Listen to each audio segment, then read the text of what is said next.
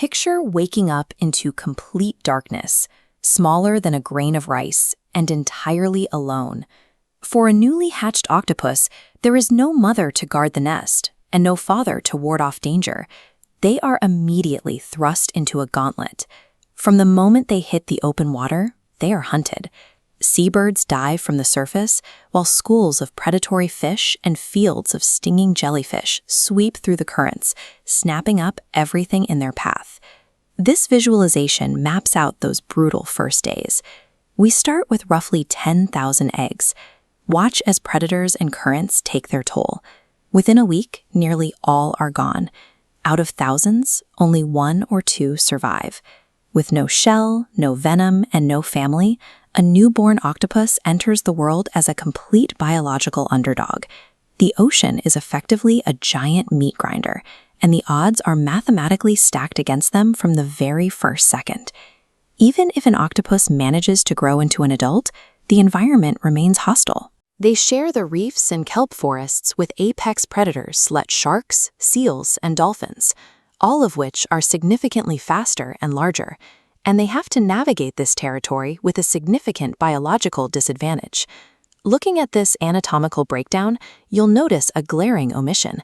There is zero skeletal structure, no rigid bones, no protective shell. An octopus is entirely soft tissue and muscle.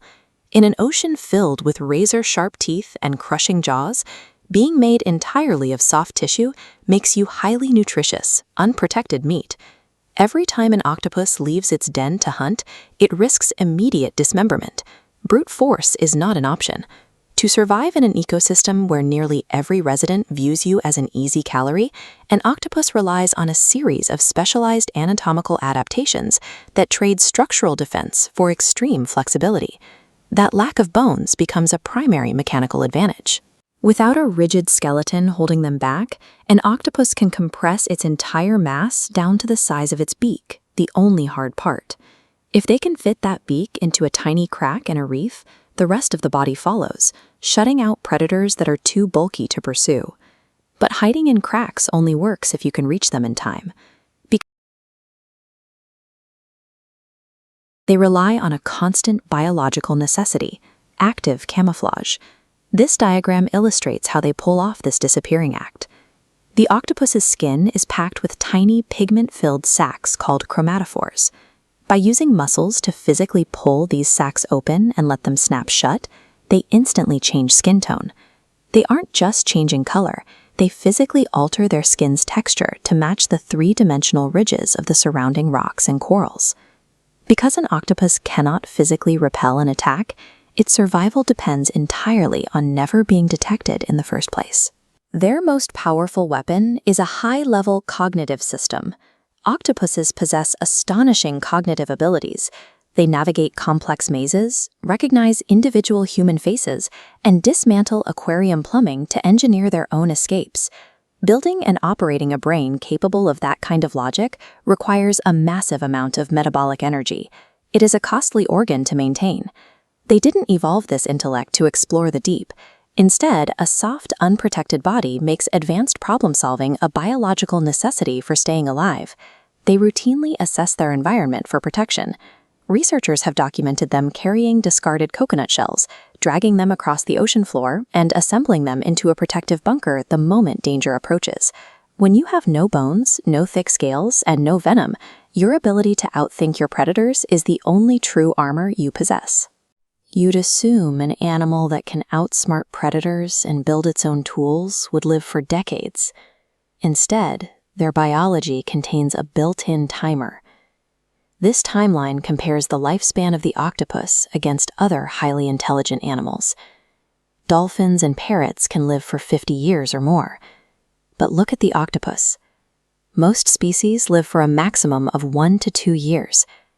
This is an evolutionary paradox. They invest massive biological resources into building a genius-level brain, only for that brain to be lost almost as soon as it reaches its peak. Their intelligence isn't for longevity.